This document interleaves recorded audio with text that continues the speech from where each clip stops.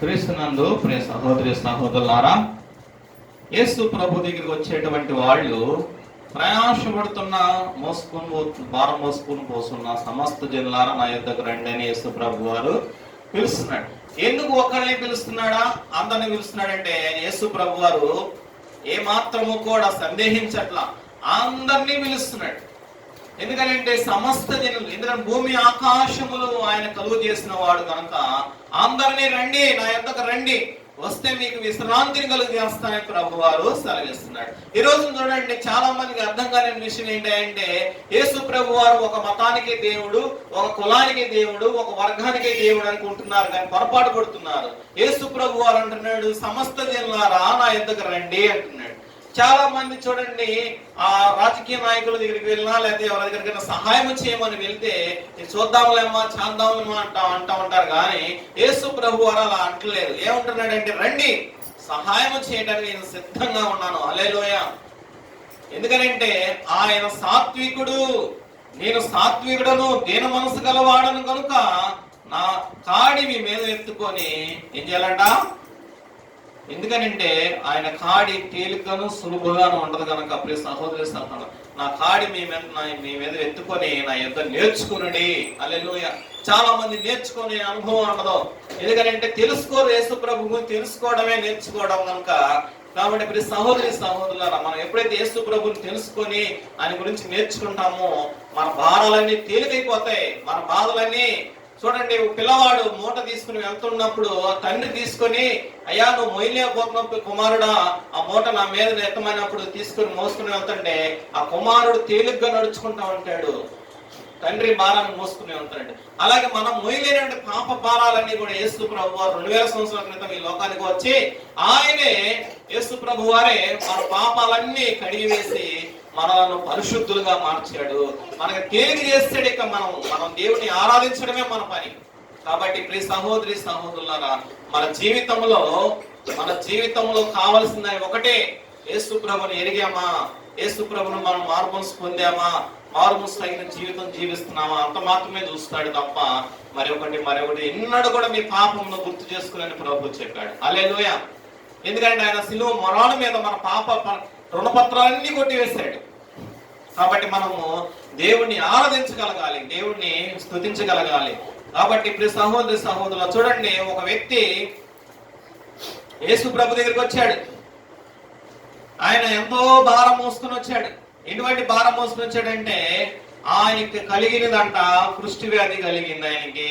అందరూ వచ్చి ఇక్కడి నుంచి వెళ్ళిపో అంటున్నారు. ఇప్పుడులా అంటే కుష్టివ్యాధి అంటే ఇప్పుడులాగా కుష్టివ్యాధి అంటే ఏదో కొంచెం కట్లు వేసుకొని వచ్చి ఏదో చేసుకుని వెళ్తే మందులు వేస్తానే కాదు. అప్పట్లో చాలా భయంకరంగా ఉండేవి.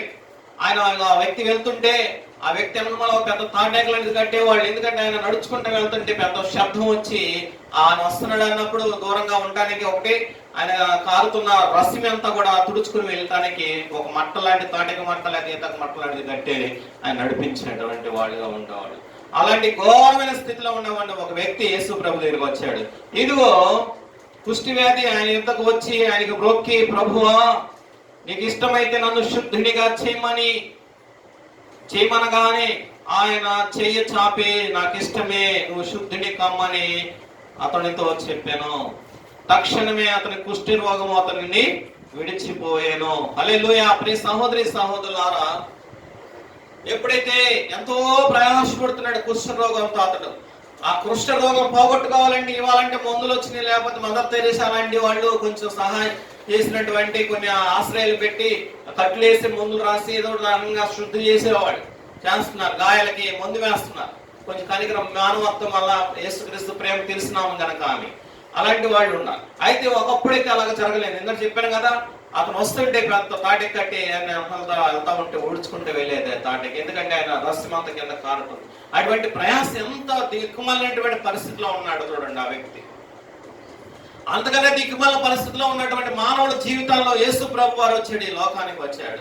అందుకని వైద్యుల కొరకే డాక్టర్. ఈ రోజు చూడండి డాక్టర్లు దొరకట్లేదండి, ఎందుకంటే కరోనా వైరస్ వల్ల డాక్టర్లు దొరకలేదు. మామూలు చిన్న చిన్న జ్వరాలకి జలుబులకి ఎవరు చూస్తలా, ముందు టెస్ట్ చేయించుకో, నీకు పాజిటివ్ ఉందో నెగిటివ్ ఉందో అప్పుడు చూద్దాం అంటున్నారు. చూడండి, అంత భయంకర దినాల్లో మనం బ్రతుకుతున్నాం.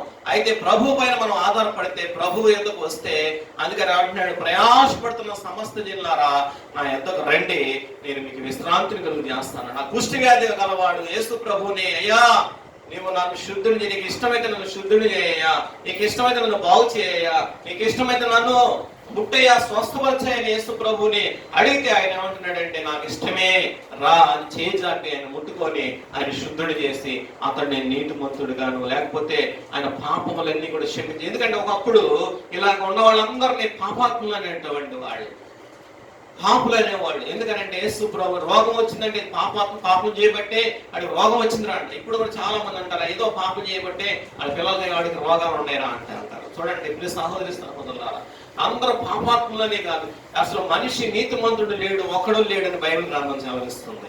అయితే 2000 సంవత్సరాల క్రితం యేసు ప్రభు వారు వచ్చి ఆయన శిలువ పైన తన ప్రాణాన్ని మన అందరి కొరకు పెట్టాడు. ఆయన పాప పరిహార నిమిత్తమే ఆయన వచ్చి గొర్రె పిల్లవలే ఆయన తన ప్రాణాన్ని పెట్టి మనల్ని రక్షించుకున్నాడు. తన విలువైన రక్తము చేత రక్షిస్తున్నాడు. ఆ రక్తము ప్రోక్షించబడి మనం ఈ రోజున పరిశుద్ధులుగాను నీతిమంతులుగా తీర్చబడుతున్నాం.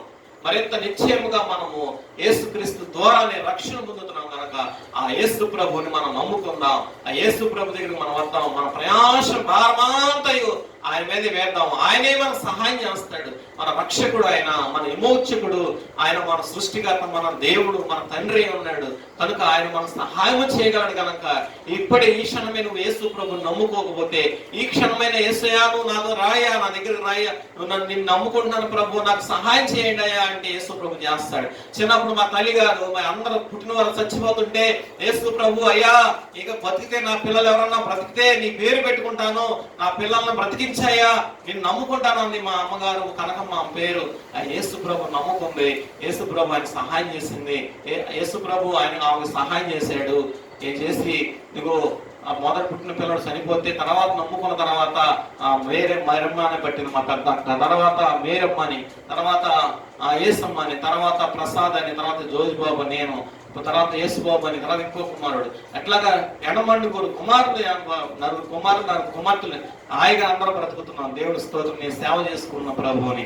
హల్లెలూయా, దేవుడి స్తోత్రం కలిగినాక ఎవరైతే ప్రభు పైన ఆనుకుంటారో, ఎవరైతే యేసుక్రీస్తుని నమ్ముకుంటారో, ఎవరైతే నమ్మకంతో చేసయ్యా నువ్వు నాకు సహాయం చేయాలి అని అడిగితే, చెయ్యి చాపితే ఆయన ఏం చేస్తాడంటే, ఇదిగో నేనున్నానని ఆయన నిన్ను రక్షించ నేర్పున్నట్లు ఆయన కుడి హస్తం కూర్చగలేరు. నువ్వు అడిగితే దేవుడు సహాయం చేస్తాడు. హల్లెలూయా. నువ్వు అడగపోయినా దేవుడు సహాయం చేసే దేవుడే కనుక నువ్వు అడిగి, ఇదిగో అడుగుడి నీకు ఇవ్వబడు, ఎత్తుకుడి నీకు దొరుకును, తట్టుడి నీకు తీపడునని ప్రభు చెప్తున్నాడు. మనము అడుగు ప్రతిదీ కూడా ఆయన ఏ విధంగా కూడా అనుమానించుకోకుండా ఆయన పైన ఆనుకొని ఆయన మీద మనం గనక ఎప్పుడైతే యేసయ్యా నువ్వు నాకు సహాయం చేయగలవని ఆయన మీద మొక్కి ప్రాధాలు పట్టుకుంటామో, సాగిలు పడి నమస్కరించాడు ఆ వ్యక్తి. వెంటనే యేసయ్యను చేజాపి అతను ముట్టి స్వస్థపరిచి నెమ్మది ఇచ్చాడు. ప్రయాసపడుతున్న సమస్త జనులారా నా ఎద్దకు రండి, మీకు విశ్రాంతి కలుగుతుంది. నువ్వు ఎటువంటి స్థితిలో ఉన్నావు ఈ రాత్రి, నువ్వే విధంగా ఉన్నావు, ఏ వెళ్ళక బ్రతుకుతున్నావు నువ్వు కనుక యేసు ప్రభు ఎద్దకు రా. యేసు ప్రభు ఎక్కడికి వచ్చి, యేసు ప్రభువా నువ్వు నాకు సహాయం చేయంటే, నువ్వు ఎటువంటి పరిస్థితుల్లో యేసయ్య నీకు సహాయం చేయడానికి ఆయన శ్రద్ధగా ఉన్నాడు.